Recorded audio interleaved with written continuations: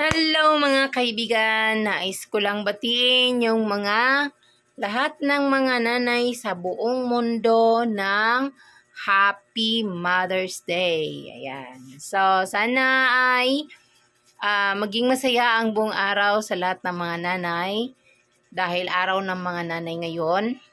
So, Happy Mother's Day sa lahat ng mga nanay kahit saang lupalop ng mundo. At doon sa mga nag-great sa akin, yung mga bumabati sa akin ng Happy Mother's Day. Thank you so much. Ayan. So, alam natin na ang buhay ng isang nanay, ang mga gampanin ng isang nanay at napakahirap. Lalong-lalo na tulad ko na solo parent. Siyempre, mahirap talaga na wala kang katuwang at wala kang sapat na pinansyal, wala kang stable na trabaho, pero kinaya mo lahat. Talagang humahanga talaga din ako sa mga nanay na talagang nagagawaan ng paraan kung paano makaraos sa araw-araw. Lalong-lalo na syempre, sa araw-araw marami talagang mga gastusin. Pagkain, alam mo yung ulam pa lang guys, naku, ang magkano na yung mga kilo ng isda ngayon, yung gulay, yung karne, ang mahal-mahal na talaga ng bilihin. So, yung, alam mo, yung 500 kapag nabariyahan mo na yan, wala na. Ilan na lang yung natira. Tapos, ano pa, bigas. Magkano yung kilo ng bigas ngayon? Ang mahal-mahal ng kilo ng bigas. 1 kilo, pinakamura, 50 plus. 'Di ba? So, talagang napakahirap ng pera ngayon at talagang napakahirap ng sitwasyon ngayon sa ating mundo. Yan. Tapos ano pa yung mga unti-unting mga binibili, sabon, ayun, mga shampoo, mga toothpaste, mantika, mga sibuyas, mga bawang, ganun. So alam mo yun, sa paunti-unting mga binibili ay talagang nahuhugot yung budget mo. Ano pa? Ano pang mga gastusin araw-araw?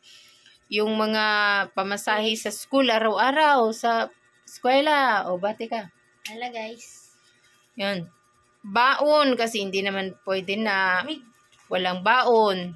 Kasi minsan kapag, lalo na aside sa pamasahe, minsan gusto din yung mga bata minom na palamig, or biscuits, ganon.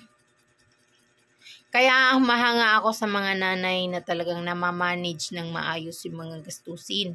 Lalong-lalo na sa mga nanay na maraming anak. Ba, marami talagang mga nanay din na maraming anak. So, paano na lang yung mga gastusin at yung asawa nila ay maayos na trabaho. Magkano lang din yung sinasahod araw-araw, pamasahe pa. So, talagang mahirap balansihin lahat. Pero, talagang still yung mga nanay ay talagang marunong mag-budget, 'di ba? Humahanga ako doon sa mga nanay na marunong mag-budget, na nababalance lahat talaga, nababalance yung oras, yung pagbabudget, yung pag-aalaga sa mga anak, yung paglilinis sa bahay, lahat-lahat ng gawain sa bahay, sa nanay lahat. Tapos, syempre, walang sweldo yan, 'di ba? Kung ano lang yung inaabot ng asawa, yun lang yung kayang budgetin ng isang nanay. At tulad ko, yung mga solo parents, syempre, yung ikaw na yung kumikilos, ikaw na yung nagtatrabaho, lahat sa bahay, pag-alaga ng anak, kaya kinaya lahat. So, talagang proud na proud ako dun sa mga solo parent na talagang matyaga at talagang nagsisipag talaga para sa pamilya. Ayan guys, so maraming salamat sa mga bumabati sa akin ng Happy Mother's Day at sa lahat ng mga nanay sa buong mundo, Happy Mother's Day. Enjoy nyo lang yung araw na ito at magiging think positive lang lahat lagi kasi diyan naman si Lord para gabayan tayo. So thank you so much guys. God bless and please follow and share.